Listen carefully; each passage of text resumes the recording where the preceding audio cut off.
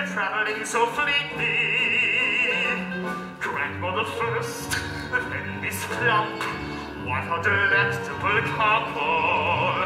After perfection, one brittle, one supple, one mold, my dear. Come what may, follow the path and never stray. So little girl, any path, so many worth exploring.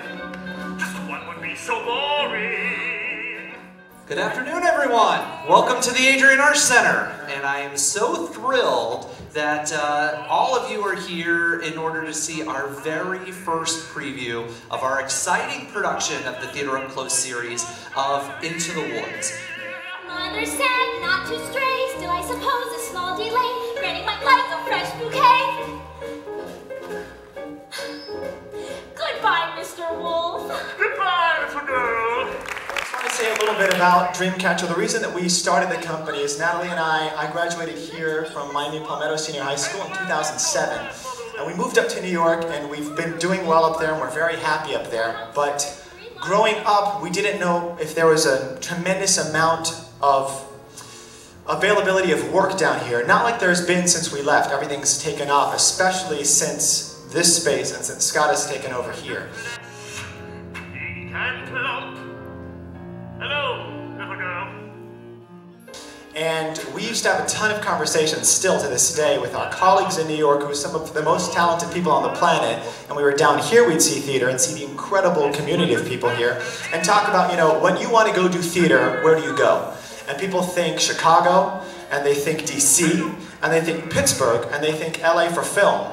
But right now, a lot of people in the New York theater community do not yet think Miami, and given the talent that's down here, we thought, well, that's a mistake, because they should. What did I clearly say? Children, check this in. No, please. What are you not to do? Children must see and learn. Why could you not obey? Hello, I'm Marina Pyrus. I play Rapunzel. I'm from Brazil originally, but I was raised in West Palm Beach, so it's good to be home. My part of the story, as Rapunzel, I do a lot of work with Titus.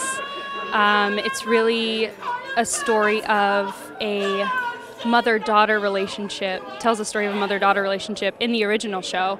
With Titus, it's been really fun to play with the dynamic, you know, with Titus being a man.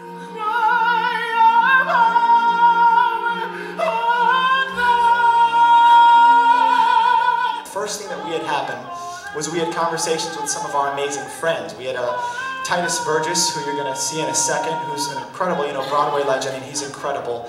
And we had a bunch of conversations where he would talk about, man, if I could do the, you know, work that was worth it, that he would leave New York in order to do something. And we had a lot of daydreams about what it would be like if he could play the witch. I play the witch, and it's a story of fairy tales weaving in and out of each other.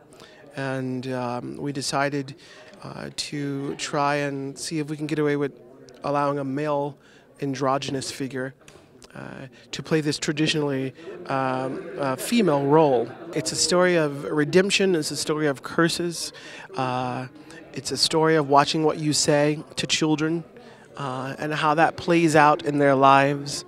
And it's a delightful fairy tale with some very realistic scenarios. I live in New York, and I mother a lot of people.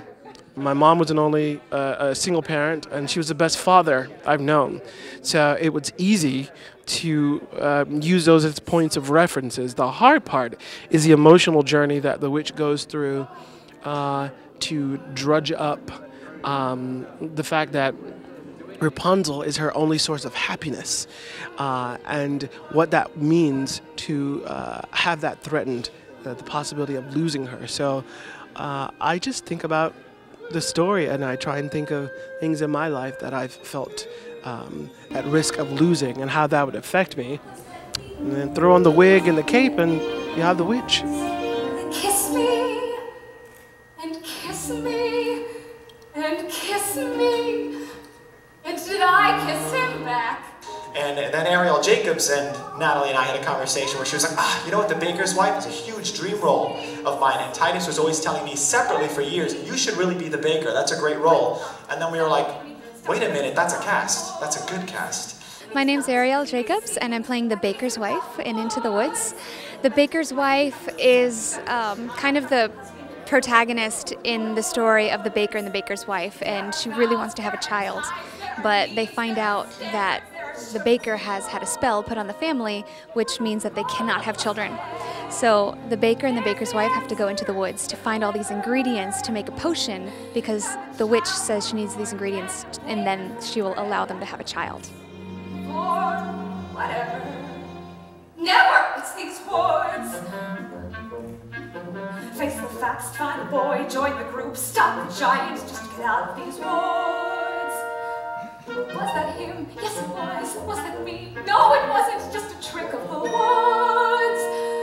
Just a moment. We were kind of brainstorming one day. We were brainstorming about different shows that we would like to do and dream roles, and Into the Woods has always been my favorite show. It's the most beautiful score. I think that it has such important messages, and it's fun and it's frivolous, but at the same time it really makes you question what's important. So I've always wanted to be a part of it. And then we had this dream to do Into the Woods, and here we are. Moments, even now and then a bad one. But if life were only moments. And so when we came down to Scott, we had that idea. And our main purpose, our kind of vision of DreamCatcher is that the stories that as the people who are up here telling them, that the stories that we choose to tell and how we choose to tell them, it really matters. And that is the main message of Into the Woods, that the things you do matter, the way that you go around the path of your life matters, and things have consequences, and people hear what you say. Now I understand.